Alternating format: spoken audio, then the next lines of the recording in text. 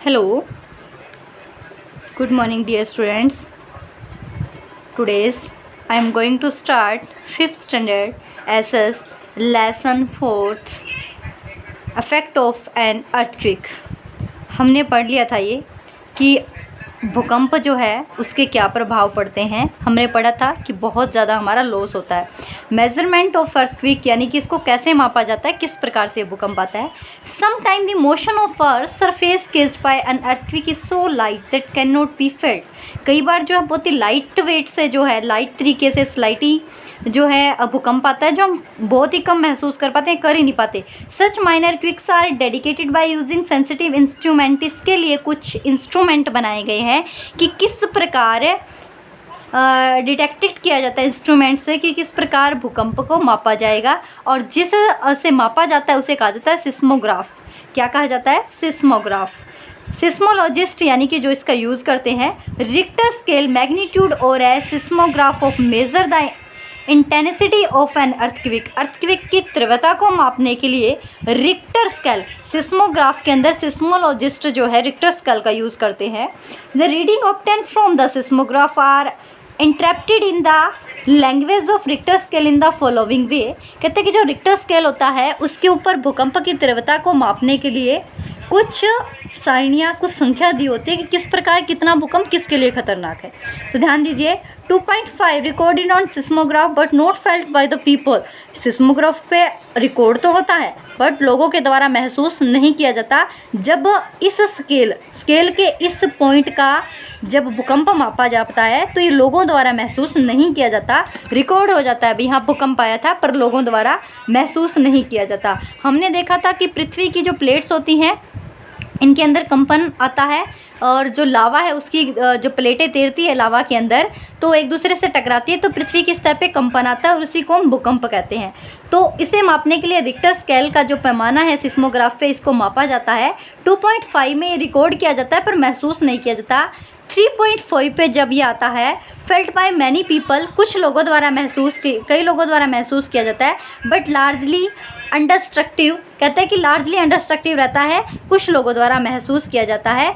4.5 में this may cause some local damage, इसमें कुछ लोकल डैमेज होते हैं, कुछ लोकल हानियाँ होती है।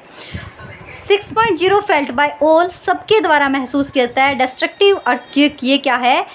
खतरनाक जिसको हम कह सकते हैं, लगभग सबके द्वारा महसूस किया जाता है, एक डिस्ट्रक्टिव प्रकार का होता है। 7.0 considerable damage to life and property, ये क्या कहता है कि बहुत ज़्यादा नुकसानदायक होता है लाइफ्स और प्रॉपर्टी के लिए, जो 7.0 का रिकॉर्ड किया जाता है।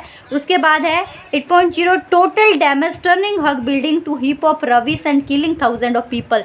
टोटल डैमेज, जब ऐसा कुछ आता है तो टोटली डैमेज हो जाता है, जो बहुत ही लोगों की मृत्यु का कारण बनता है।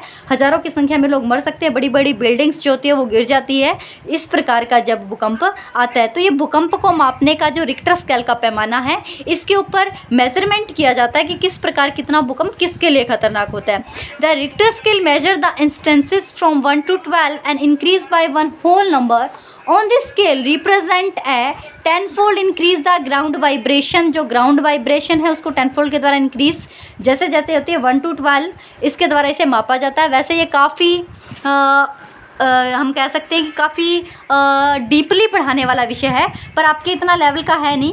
बहुत सारी चीज़ें हैं इसके अंदर, कुछ तरंगे होती है जिसकी वजह से भूकंप आता है। आपके लेवल के अकॉर्डिंग आपने सिर्फ इतना ध्यान रखना है कि इस टॉपिक पे इतना भूकंप आ सकता है और इस प्रकार इसको रिकॉर्ड किया जाता है। The largest earthquake ever recorded has magnitude of 8.9 on the Richter scale.